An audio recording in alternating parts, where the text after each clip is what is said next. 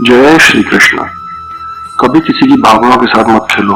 हो सकता है आप ही खेल जीत जाएं, मगर ये पक्का है कि उस इंसान से आप हमेशा हमेशा के लिए हार जाएंगे।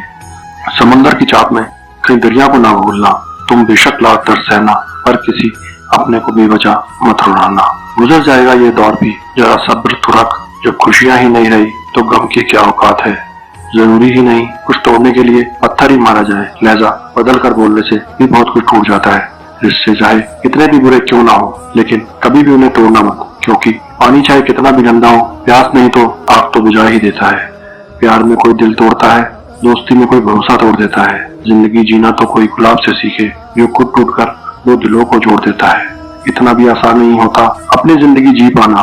बहुत लोगों को खटकने लगता जब हम खुद को जीने लगते हैं। कोई खुशियों की चाह में रोया, कोई दुखों की पनाह में रोया। अजीब किस्सा है ये जिंदगी का। कोई भरोसे के लिए रोया, कोई भरोसा करके रोया। कुछ बात लफ्जों से बेहतर खामोशियां बयां कर दिया करती हैं। कुछ रिश्ते ऐसे होते हैं जिनको जोड़ते जोड़ते इंसान खुद टूट जाता है। किसी नजर में अच्छा हूँ, किसी की नजर में बुरा हूँ। हकीकत तो ये है कि जो जैसा है उसकी नजर में मैं वैसा ही हूँ। कैसी है आज की दुनिया, जहाँ किसी को ना तो कायदा पसंद है और ना बातें पसंद है, बस सिर्फ और सिर्फ फायदे पसंद है। रोते वही हैं जिन्होंने महसूस किया हो सच्चे रिश्तों को, वरना मतलब का रिश्ता रखने वालों की आंखों में ना तो शर्म होती है और ना ही पानी। इस दुनिया के लोग भी कितने अजीब है ना, सारे खिलौने छोड़कर जज्बातों से खेलते हैं। कद्र वह होती है जो किसी की मौजूदगी में हो, ना कि किसी के जाने के बाद। जरूरत के मुताबिक जिंदगी जियो, ख्वाहिशों के मुताबिक नहीं, क्योंकि जरूरत तो फकीरों की भी पूरी हो जाती है और ख्वाहिशें बादशाहों की भी अधूरी रह जाती है। ख्वाहिशों से नाराज है मेरी जिंदगी, प्यार की मोहताज है मेरी जिंदगी। हंस लेता हूँ लोगों को दिखाने के लिए, वरना दर्द की किताब है मेरी जिंदगी। जब किसी की जिंदगी में आपका होना और ना होना बराबर हो जाए तो आपका ना होना ही बेहतर है। किसी को धोखा देकर यह मत सोचो कि वह कितना बेवकूफ है, बल्कि यह सोचो कि उसे तुम पर कितना भरोसा था। यह अभिमान नहीं स्वाभिमान है। अगर जिंदगी में कुछ बुरा हो तो थोड़ा सब्र रखो दोस्तों, क्योंकि रोकर फिर हंसने का मजा ही कुछ और होता है। दिल के रिश्ते तो किस्मत से मिलते हैं, वरना मुलाकात तो हजारों से होती है। आपको जिससे खुशी मिले आप उसी से बात करो। हमारा क्या है, हम कल भी अकेले थे और आज भी अकेले हैं। रोते वही हैं जिसने महसूस किया हो सच्चे रिश्तों को। मतलब का रिश्ता रखने वालों की आंखों में ना तो शर्म होती है और ना ही पानी। जख्म वही है जो छुपा लिया जाए, जो बता दिया जाए वो तो तमाशा बन जाता है।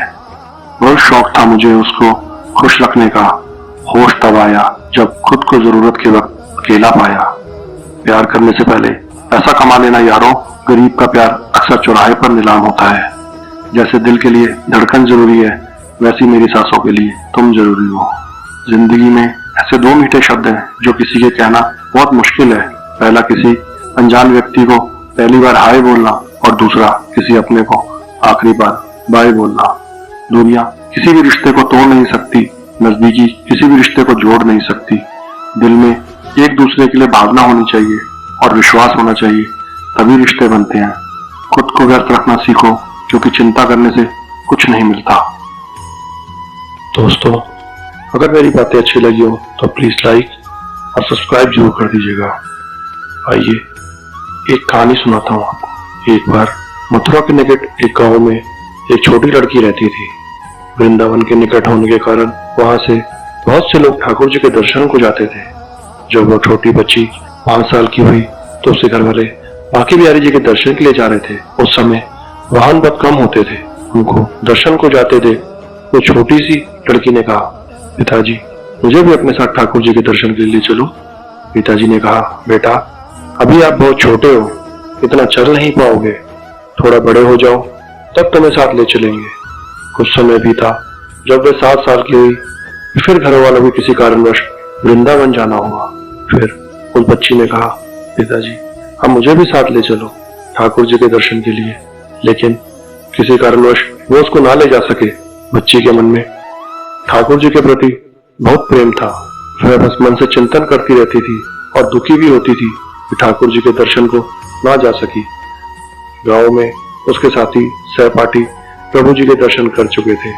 जब वो सब ठाकुर जी के मंदिर और उनके रूप का वर्णन करते तो इस बच्ची के मन में दर्शन की झलक और भी बढ़ जाती। समय अपने पंख लगा के बढ़ता गया। कहीं अवसर मिल जाने पर शायद उसे भाग्य में ठाकुर जी के दर्शन नहीं लिखे थे। जब वो 17 साल की हुई तो उसके पिताजी को उसके विवाह की चिंता हो गई। उसका विवाह तय हो गया। संयोग कहो कि उसकी ठाकुर जी के प्रति प्रेम के कारण उसका विवाह वृंदावन के सबसे पास वाले गांव में हो गया। वह लड़की बहुत प्रसन्न थी कि अब तो उसको भी ठाकुर जी के दर्शन होंगे। जब विवाह संपन्न हुआ तो वह अपने ससुराल गई। फिर रस्म निभाने के लिए घर वापस आई। 1-2 दिन बाद वो और उसके पति जो वापस अपने घर जा रहे थे तो बीच में यमुना नदी पर उसके पति बोले, तुम कुछ देर इधर बैठो, मैं यमुना में स्नान करके आता हूँ। उस लड़की का चिंतन अब ठाकुर जी की तरफ चला गया और सोचने लगी कि कब ठाकुर जी के दर्शन होंगे। उस लड़की ने लंबा घूंघट निकाल रखा था, जो कि गाँव है, ससुराल है और वहीं बैठी है। फिर वो मन में विचार करने लगी कि देखो ठाकुर जी की कितनी कृपा है, उन्हें बचपन से भजा और दर्शन के लिए लायक थी। उनकी कृपा से अब मेरा विवाह श्रीधाम वृंदावन में ही हो गया। पर मैं इतने सालों से ठाकुर जी को मानती हूँ और अब तक उनसे कोई भी रिश्ता नहीं जोड़ा। फिर सोचने लगी ठाकुर जी की उम्र क्या हो सकती है। मेरे हिसाब से लगभग 17 वर्ष के ही होंगे। मेरे पति 21 वर्ष के हैं, उनसे थोड़े ही छोटे होंगे, इसलिए वो मेरे पति के छोटे भाई की तरह हुए। वो मेरे देवर की तरह लोग, आज से ठाकुर जी मेरे देवर होंगे। अब तो ठाकुर जी से नया संबंध जोड़कर उसको बहुत प्रसन्नता हुई और मनी मन ठाकुर जी से कहने लगी, ठाकुर जी आज से मैं आपकी भाभी और आप मेरे देवर हो गए। और वो समय कब आएगा जब आप मुझे भाभी भाभी कहकर पुकारेंगे। जब वो किशोरी ये सब सोच रही थी तभी एक किशोर अवस्था का सांवला सा लड़का उधर आ गया और कहने लगा, भाभी भाभी। लड़की अचानक अपने भाव से बाहर आई और सोचने लगी, वृंदावन में तो मैं नहीं हूँ, ये भाभी कहकर कौन बुला रहा है।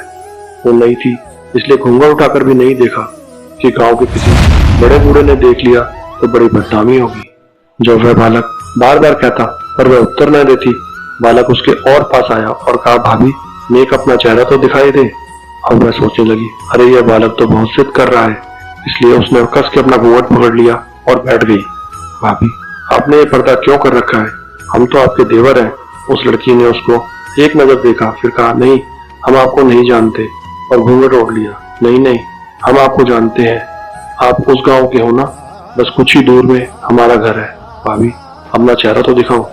जब कह दिया ना हम आपको नहीं जानते, इनको पता चल गया तो बहुत मार पड़ेगी। भाभी आप तो नाराज हो रही हो, देखो हम आपके इतने प्यारे देवर हैं, आपसे मिलने के लिए इतनी दूर तक आ गए और आप हैं कि बात भी नहीं कर रही हो।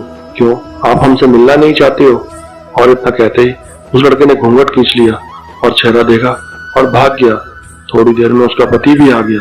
उसने अपने पति को सब बात बताई। पति बोला, चिंता मत करो, वृंदावन बहुत बड़ा थोड़ा ही है, कभी भी किसी गली में लड़का मिल गया तो हड्डी पसली एक कर दूंगा, फिर कभी भी ऐसा नहीं कर सकेगा।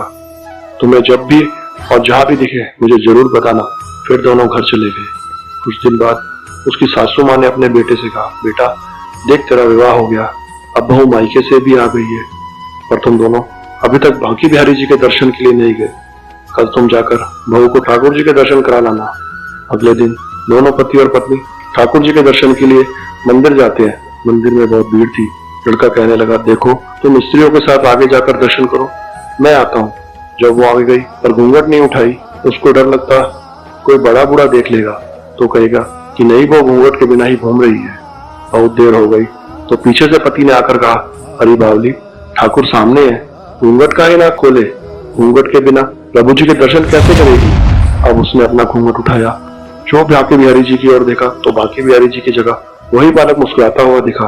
तो वह चिल्लाने लगी, सुनिए ओ जी, जल्दी आओ जल्दी आओ। पति जल्दी से भागा आया। वो बोला, क्या हुआ। लड़की बोली, उस दिन जो मुझे भाभी भाभी कहकर भागा था ना, वह लड़का मिल गया। पति ने कहा, कहाँ है, अभी उसे देखता हूँ, बता तो जरा। उसने ठाकुर जी की ओर इशारा करके बोली, ये रहा आपके सामने ही तो है। उसके पति ने देखा तो अवाक ही रह गया और वही मंदिर में ही अपनी पत्नी के चरणों में गिर पड़ा और बोला, तुम बहुत ही धन्य हो, वास्तव में तुम्हें हृदय से सच्चा भाव ठाकुर जी के प्रति है। हम इतने वर्षों से वृंदावन में हैं और आज तक हमें उनके दर्शन नहीं हुए और तेरा भाव इतना उच्च है कि ठाकुर जी ने तुझे दर्शन दे दिए। ठाकुर जी से सच्ची प्रेम से जो भी रिश्ता करो तो ठाकुर जी उसे जरूर निभाते हैं, जैसे इस कहानी में ठाकुर जी ने देवर का संबंध निभाया। जय श्री कृष्ण। राधे राधे।